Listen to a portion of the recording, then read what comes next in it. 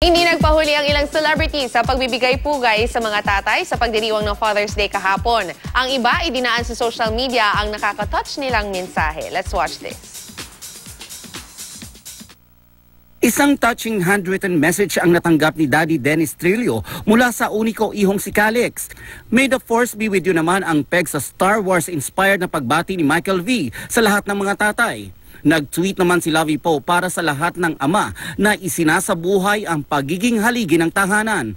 Si Sangre Perena Glyza de Castro nag-share sa kanyang Instagram ng picture ng ama at binati lahat ng makikisig na haligi ng tahanan sa buong mundo. Sa IG post ni Pauline Luna, pinasalamatan niya ang ama, ang larawan, kuha noong kasal niya kay Bossing Vic Soto. Pinost din ni Judian Santos ang collage ng picture ni Ryan Agoncillo kasama ang kanilang mga chikiting at may caption na "We love you, Dad." Binati naman si Ai de las Alas ng Happy Father's Day ng kanyang mga anak dahil na tumayo raw siyang ina at ama sa dalawa. Isang throwback picture naman ni Benji Paras ang pinost ni Andre para batiin ang ama. #I got it from my daddy.